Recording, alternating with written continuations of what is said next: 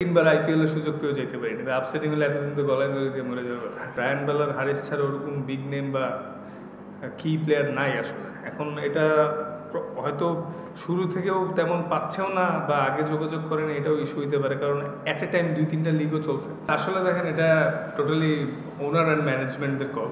আর বিজয় ভাইয়ের সাথে তো আমি অনেক দিন ধরে খেলছি আন্ডার-19 থেকে, তো ওনাদের সাথে বিজয় ভাইয়েরও কথা হয়েছে, সবাই মিলে ডিসিশন নিছে।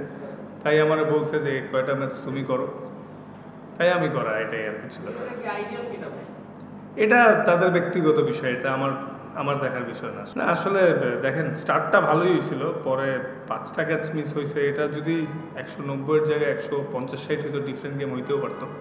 আসলে কি করার, ওভারঅলই একটা ব্যাড ডে গেছে। হ্যাঁ, লাস্ট ম্যাচে হয়েছে, এই ম্যাচে হয়েছে, হয়তো সামনেও হবে, কিন্তু কিছু করার নেই, প্রসেসে থাকতে হবে।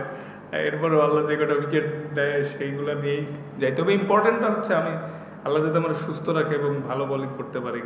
একদম ডে 1 থেকেই কিন্তু ড্রাফটের পরেই মোটামুটি দেখা গেছে যে কম্পেয়ার করলে অন্যান্য টিমগুলোর তুলনায় আমাদের টিমটা একটু উইক।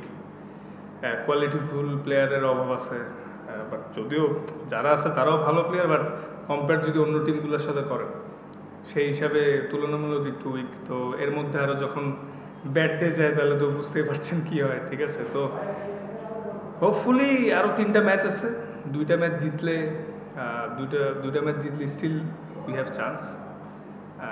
মানে প্রসেসে থেকে সেরা চেষ্টা করা ছাড়া কিছু করার নাই।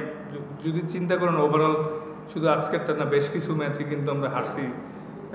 2-1টা ম্যাচ ক্লোজে যেয়ে 2-1টা বাজেভাবে, তো হয়তো আমরা 8টায় মাত্র 2টা জিতছি। যদিও আমার লাস্ট 3 বছর ধরে এমন এক্সপিরিয়েন্স হচ্ছে, ঠিক আছে, কিন্তু হোপফুলি সামনে বেটার ডেজ আসবে ইনশাল্লাহ। এবার আসলে রকেট সায়েন্স তো নাই ভাইয়া, আমি প্রত্যেকটা ম্যাচ থেকে বা সিচুয়েশনের ডিমান্ড অনুযায়ী এবং নিজের এক্সপিরিয়েন্স থেকে এক্সিকিউট করার ট্রাই করছি। এবং লাস্ট কিছু বছর ধরে একই প্রসেসে আছি যে কীভাবে নিজের ইমপ্রুভমেন্ট বাইর করা যায়, কীভাবে ওয়ার্ল্ড ক্লাস হয়ে আরও টপে থাকা যায়। স্বপ্ন তো অনেক বড়, এর জন্য ডে ইন ডে আউট চেষ্টা করি। হ্যাঁ, হয়তো sometimes as a player bad day যাইতেই পারে, কিন্তু ভালো হোক খারাপ হোক, প্রত্যেক দিনই আমার কাছে অনেক ইম্পর্টেন্ট, নতুন করে শুরু করার চেষ্টা। না, আপসেটিং না, আমি তো আপসেটিংয়ের কী আছে।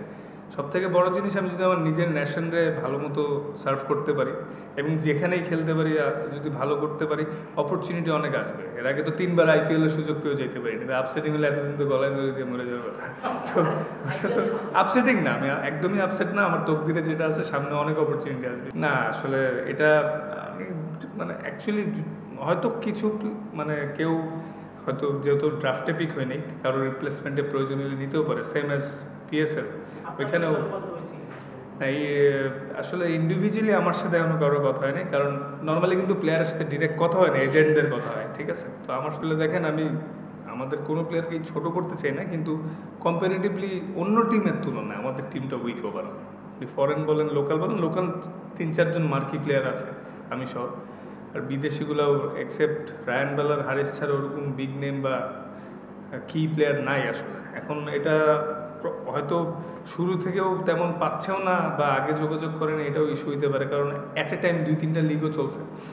তো এই জন্য ধরেন আসলে এটা আমার মনে হয় যারা টিম করেছিল স্টার্টিংয়ে, কারণ আমিও ড্রাফটে পিক হয়েছিলাম, তো টিম যারা করছে এটা হয়তো তাদের একটা স্টার্টিংয়ে। আমার ইচ্ছা বাংলাদেশ টিমে আরও লম্বা সময় খেলার, ভালো খেলা।